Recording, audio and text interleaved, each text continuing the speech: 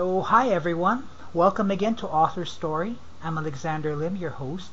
And for this episode, we're talking to Elizabeth Koehler-Pentacoff, the author of The Missing Kennedy. So, Elizabeth, welcome to AuthorStory. It's great to have you with us. Thank you very much. It's great to be here. Cool. So, Elizabeth, let's begin by telling something about yourself in the book. What's your story and how did it all begin?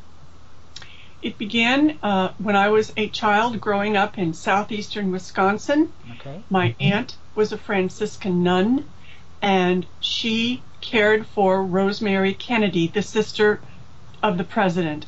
So I began visiting Rosemary when I was 4 years old, and Rosemary was 43. Through my life, I established a bond with Rosemary, as well, of course, as my aunt. Okay. So how long was your aunt looking after Rosemary? For over 30 years, she was her caregiver. There were a couple of years when my aunt had to take a turn and become Mother Superior, so she was away from Rosemary for just a little while, and then she went back to Rosemary and was very relieved to go back to her because they had a very special relationship. My aunt related to her better than anyone else. She was very kind and calm and very gentle. So she was a wonderful inspiration. All right, cool. So what about you? What is your relationship to Rosemary, and if there was any? Rosemary enjoyed looking at her beautiful, colorful greeting cards, and I'd read them to her. We'd talk about them. We went on walks together. She enjoyed very much parties and dancing, and music. We'd go to the dormitories where the other intellectually challenged people lived, and we'd hang out there and listen to music and dance together. So, it was a loving relationship. Rosemary was less than what she was at age 23 when she survived a lobotomy, but the lobotomy was not successful as her father had hoped. Instead of making her calm and whole, it destroyed her life. She was no longer the bubbly young lady that she was. She had to relearn talking and walking and actually using simple eating utensils. So it was a very big tragedy for Rosemary's life. Fortunately, my aunt came along and taught her toilet training and calmed her down so that she was happy and spent the rest of her years among loved ones. All right, okay, I got that. So let's get a little bit into lobotomy. I mean, a lot of people might not be familiar with what lobotomy is or what it entails. I mean, nowadays it's not a common medical procedure. So can you describe for us briefly what lobotomy, what happens with a lobotomy? Right. In a lobotomy, doctors used a kind of like a thin spatula, and after drilling into the prefrontal lobes on either side of her brain, in the front side, they inserted this little spatula type thing, and Rosemary would sing, and so she was partially awake for the procedure, and as she could no longer sing, they stopped twisting the spatula in her brain. It sounds absolutely horrific, and it was. Unfortunately, the time of 1941 was a horrible time for anyone who was mentally ill. People were not treated well. They were thought to either be contagious or, like from the Middle Ages, have an evil curse on them. And so a lot of families just took their loved ones and hid them in the attic, because otherwise the entire family structure would have been destroyed, or so they thought. Others were institutionalized. Institutions at the time were ancient fire traps. No money was available, so people who worked at these places were often criminals. Keep in mind that, today we have a database for people who abuse others, but back then there was none. So if somebody was abused in an institution and they were fired, they simply went to the next town and got another job, and it was a horrible situation. Right. So the lobotomy was touted in many magazines to be no worse than removing a tooth. Reader's Digest, Saturday Evening Post, Time, all the magazines said this is this is our new hope for anyone who suffers from depression or epilepsy or any of the other illnesses. Okay, so I got that, Elizabeth, I got that lobotomies back then were prescribed for people who are diagnosed with mental illnesses. Would that be correct? Yes. Okay. What about today? I mean, are you aware of any circumstances under which a lobotomy would be conducted today? No, I really don't think that they would be considered today. Fortunately, in the 1950s, there was the first drug available called Thorazine, and once that was introduced, fewer and fewer lobotomies happened, and then doctors realized there was a lot more that they could do rather than this horrible drastic surgery. Right. Okay. Well, I guess medical progress has come a long way since then. Yes. Okay. So I have to ask, why was Rosemary lobotomized? I mean, I'd like to point out before anything else that I'm not out to lay blame here. I mean, her parents undoubtedly wanted what's the best for her. Right. And from what I understand, they were at their wits' end, didn't know what to do, and hence the procedure. But what were the circumstances behind her lobotomy? The circumstances were, well, first, when she was a child, she was slower than all of her other very academic and athletic and competitive siblings. And she was diagnosed mentally retarded. We would say intellectually challenged today. Doctors think that probably she was dyslexic, had some learning disabilities, may have been some developmentally slower, but certainly she was able to, do a lot of things. For instance, she could do fairly difficult math. She added three-digit numbers together. She had trouble reading and writing. As she grew, of course, because she was so socially naive, the parents were very worried about her. So all of her female siblings could go out and, walk through town or have social life, have friends, and go on dates. But Rosemary was always accompanied by someone in her family or a governess. And so she rebelled and she got angry. And suddenly in her teen years, when often mental illness is discovered, she began throwing violent temper tantrums, which was dangerous to her family and dangerous to herself. Right. And so Joe, the father, had looked into this. He did not share any of this information with the family. He had her lobotomized, thinking it was the best available for his daughter, but I don't think that he wanted to reveal that to the family. He wanted to protect them. And then when it was a horrible disaster, he must have been horrified with guilt and shame. So what he told his family was that Rosemary had worsened and she needed to be put in an institution. At the time, they did say institution was the best, but they also said for families not to visit their loved ones because they thought it was too much of an emotional upheaval for them. So Rosemary had no visitors for 20 years. Wow. That is a long time. Yes.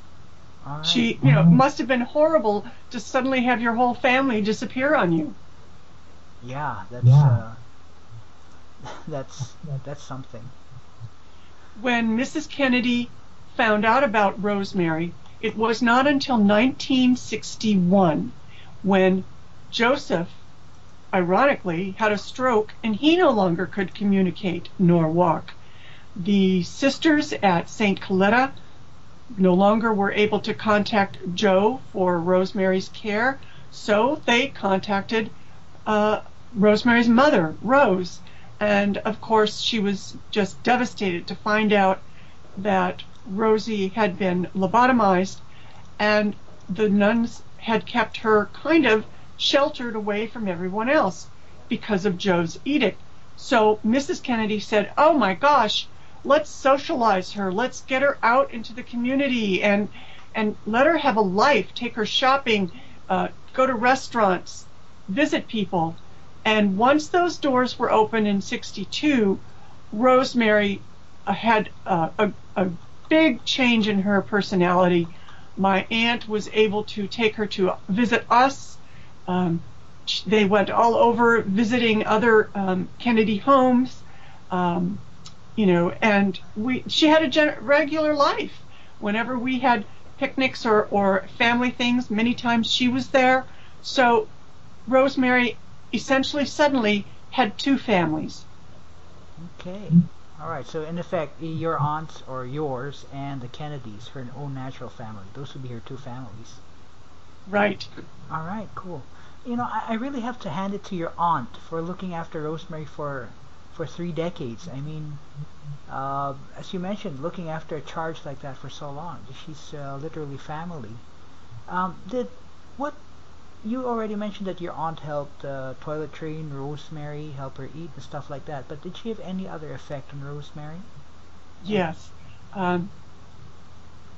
Rosemary had a special bond with her. For instance, if some of the other people who were in and out of Rosemary's life were not as loving, so if they wanted Rosemary to, visit the restroom or stop watching television and do something else, Rosemary had a stubborn personality, and she'd yell no. She'd say, don't like that maid. So if she didn't like someone, she was very clear about it. But my aunt, on the other hand, didn't just order her around. She would take Rosemary's hand and say, "Oh, Rosemary, I know that you do so well when you walk to the restroom with me, or when we turn off the television and go for a walk." And suddenly Rosemary would brighten and smile, and she would do anything my aunt asked of her. So I learned that love and gentleness, everything that the Franciscan order stood for, really was a wonderful way to be with anybody, no matter who you were. All right. Okay, so your aunt sounds like a really interesting person. What sort of person was she? She was called the Zippity Nun, and because she was so energetic and had a lot of enthusiasm, I never heard a sour word out of her mouth. She was just always made whoever she was with feel like they were number one, and so I always felt very loved and special. Because I was an only child, and many of my other Catholic relatives had large Catholic families, we went to see Rosemary more than anyone else, and we were the closest to Sister Paulus and Rosemary. So I was very blessed, and I believe Rosemary was blessed too, that she found Sister Paulus later in her life. Right. Okay. Well, that's definitely something. So I have to ask as well, did Rosemary have any effect upon your aunt, Sister Paulus? Oh, I'm sure she did, because Sister Paulus often said that her happiest times of her life was when she was with Rosemary. And when she had to be Mother Superior, she, of course, the sisters took a vow that said that they would, do as what was expected. So she never argued or anything, but she was not happiest being Mother Superior. She was best with Rosemary. So they had a big relationship.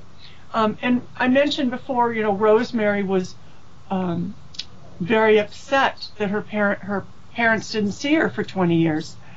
And so when Mrs. Kennedy was at the airport coming to see her daughter for the first time, Rosemary and the nuns greeted her.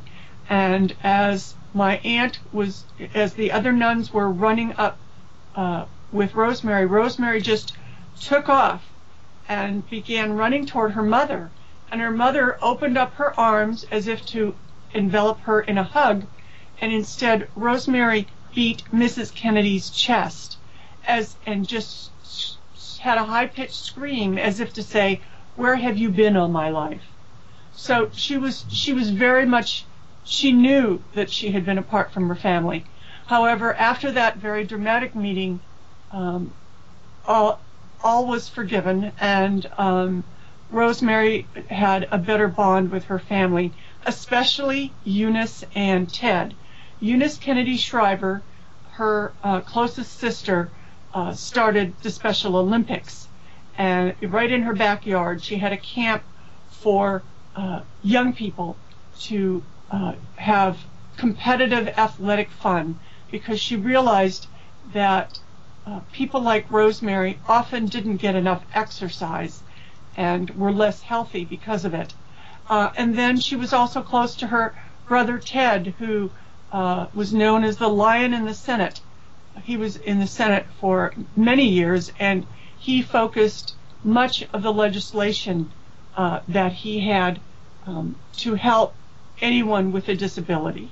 So her family really not only embraced her into their homes, but embraced a mission to make the world a better place. Right. And so you're saying the like the setup of the Special Olympics and Ted Kennedy's the things that Ted Kennedy did, these all came about from their realization. Exactly. Eunice's son Anthony began Best Buddies, and that's an organization that pairs able-bodied students with the disabled. And you know, Jack, of course, started the ball in the 50s when he was a senator, and continued during his presidency with his work for mental health. Right. Okay. So how about you? How was your relationship with her? We were buddies. Okay. We're buddies. Right. Yeah, we were buddies. As I matured, I was able to decode of some of the words she said. Some of the words were clear. Many times she talked about Europe. She and her sister Eunice had gone on a wonderful trip to Europe when Rosemary was 18 and Eunice was 16. And so they had a really good time. So I think that she was telling me all about her times on her trip to Europe. She was usually in good spirits. She treated me like a good friend. I felt the same about her. You know, we both loved music and dancing. We loved eating out together. She just got so excited when it was time to eat, and she put her napkin in her lap. She was ready. Okay. She enjoyed ice cream, and so did I, and we both liked pretty clothes.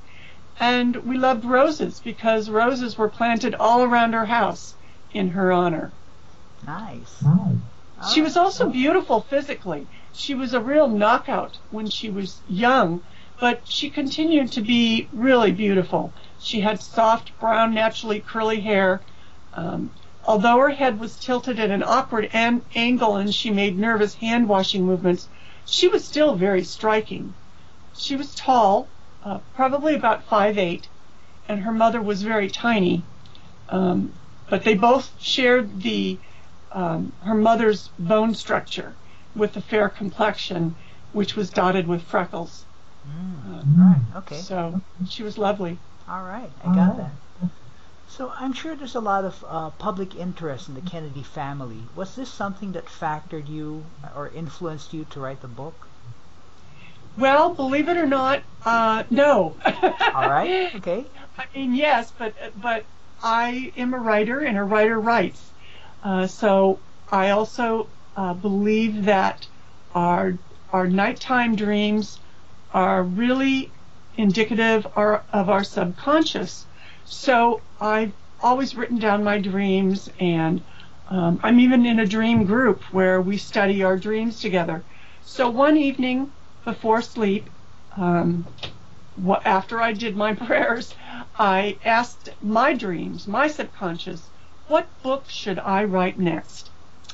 So that evening, a young blonde man came to me, and he said, "You're going to write The Missing Kennedy." And immediately my first thought was, no, I can't do this, because I didn't want to, upset any of the Kennedys. I didn't want to upset my family, because I also shared some very private, intimate looks at my mother's family, who had suffered from some mental health issues. So I told the young man, no, I can't do this. I said, it would be too disruptive. The Kennedys will not like it. And he said, no, it's going to be fine. It's the way you do it. So I woke up and wrote that dream down and thought about it and started realizing, well, if I write the book about my life and Rosemary, I'll write it staying true to who I am and to who Sister Paulus was. We were positive people. She was very positive.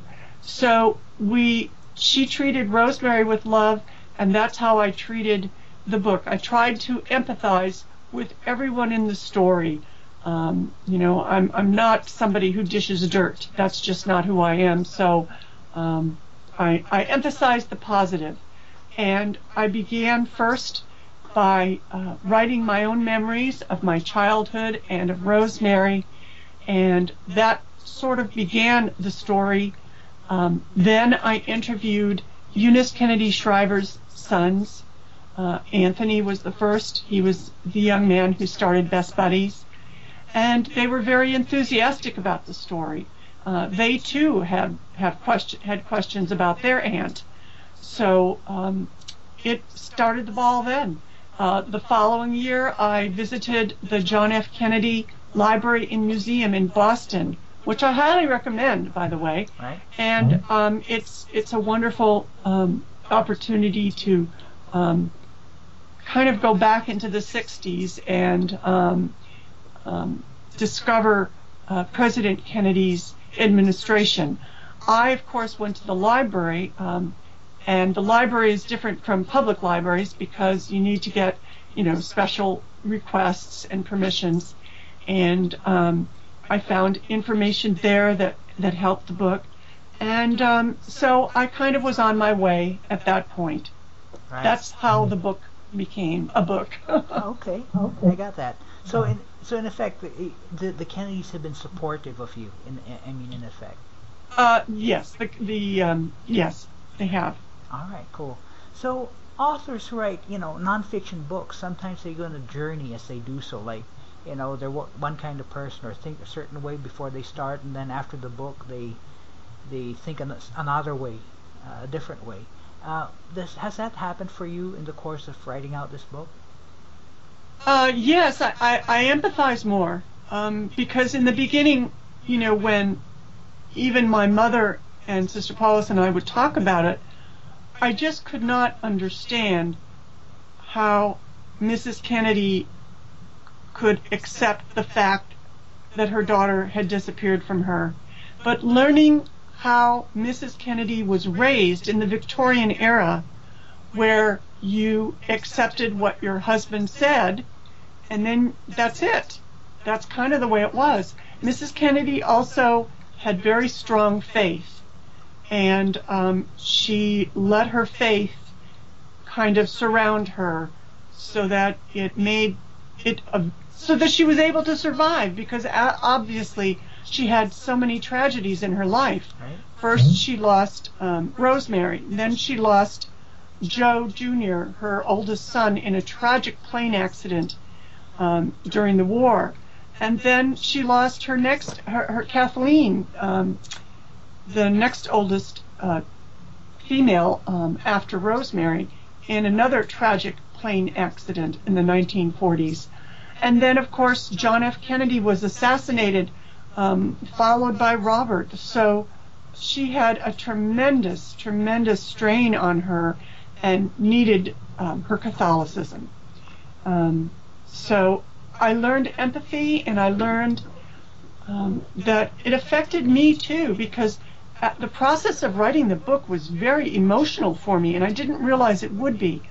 Okay. I would find myself, as I was writing and typing, tears were just coming down my face, and I was actually reliving Rosemary's very private and tragic moments of her life, as well as my own family's, because I grew up in a code of silence as well. Back then, you weren't supposed to talk about mental illness. You weren't supposed to say anything, because otherwise you could be ostracized. You could lose your job. You could, so many things could happen, because people thought a special way about anyone who suffered from a disease. And so my parents, my mother had a brother, Uncle Nick, and Nick suffered from depression, although I wasn't clear about that at the time. But I did know and love my Aunt Zora, her younger sister, who in the early 60s started exhibiting symptoms of schizophrenia and bipolar. So she was she started acting out in strange ways we never could understand, and she basically drained the family of just really strained the family emotionally and financially, but yet we were supposed to keep her a secret because she was mentally ill. And so later in my life, I was talking to my father's niece, my cousin Mary, and I said something about, well, the book is also about Aunt Zora. And she said, "Who's she? I never heard her name before." Okay. Well, Zora was also missing because we were not allowed to talk about her. All right, okay. All right, I got that. So, getting on with the book itself, what's your ultimate vision for the book? I mean, what would you like to have happen at the end of all this? Well, two things. One is a knowledge that ordinary, everyday people can do extraordinary things. My aunt created a wonderful, extraordinary relationship with Rosemary through small acts of love and kindness. So that means you and me, we ordinary people, can make a huge difference by all our small actions throughout the day. We can volunteer, we can have an act of kindness, we can write a thoughtful note to someone who's suffering. The question is, we have to ask ourselves, what can we individually do to make a positive influence in someone's life? And then secondly, we need to realize that empathy is the way to go with anyone who is different. We should not assume anything. We don't know what has happened in their lives, so that when we see in our country, we have a very horrible problem with mental illness today, because people simply don't have a place to go. After they closed the institutions throughout the 1980s, they were supposed to have services for the mentally ill, and in this country at that time, we didn't. Instead, the president cut funding, and now all of a sudden we have a terrible problem these past 40 years and more of homelessness. Right. And most of those people have some sort of mental illness. Okay. All right. Okay, I got that. So you mentioned you're a writer. Are there any other stories or topics that you might want to explore as an author sometime in the future? Everything is an idea. So okay. I'm working on a middle grade novel now for children. I'm working on a picture book, and I also have another novel kind of running in my head.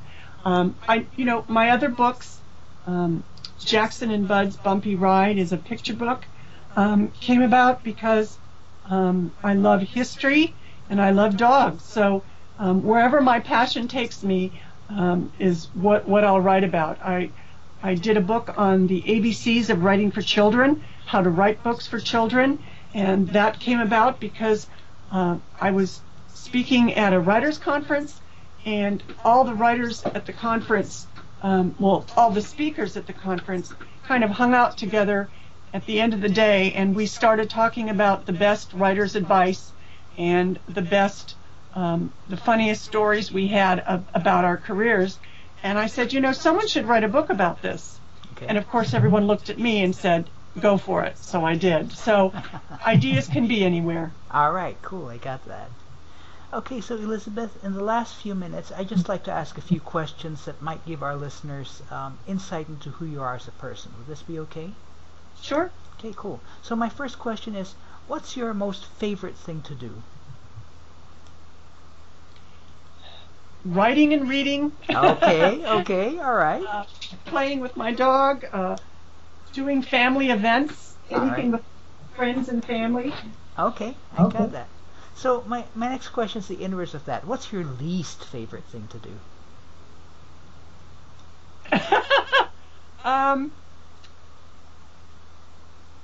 I don't know. I haven't really thought about it. All right, okay. The least favorite thing to do is to probably just experience a migraine, because I suffer from migraines and I certainly don't want to be sick. But no, another favorite thing I do is I love to be in nature. So anything around trees or forests or oceans or wildlife, that's my home. That's what I love. All right, fantastic. So what experience or profession or activity which you have not yet done or experienced would you like to do at some time in the future?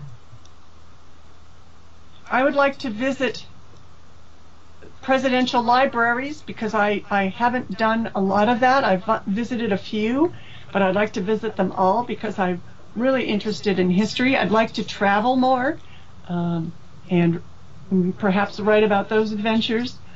And I'd like to explore new worlds through writing and through reading. So, right. What about travel? Where are the places that you would be interested in going to? Anywhere with animals. Okay, all right, cool. I got that. No, everywhere. Okay. So, are there any last words of wisdom you might like to share with our listeners? I would encourage people to look into their own lives for stories, because I really feel that family history is exceptionally important. It helps us learn who we are and how we're connected with one another. And too often we're busy in our days just living life, and we forget to ask people in our lives what their life was like when they were young, what experiences they had. And I think this is really important. And even though you might not want to be a writer, you can still tell your stories through tape recordings, through movies, through question and answer. And if you write them down, that's even more powerful. So write your own stories for yourself and your family. All right, great. That's great advice right there. So in closing, the book is The Missing Kennedy. The author is Elizabeth Koehler-Pentacoff, and the website where you can check this book out is at missingkennedy.com. So Elizabeth, thank you very much for your time. Thank you very much for being an author story. I must say it was very inspiring hearing and listening to the story. Thank you. And we'll be back next time on Author Story with another inspiring author.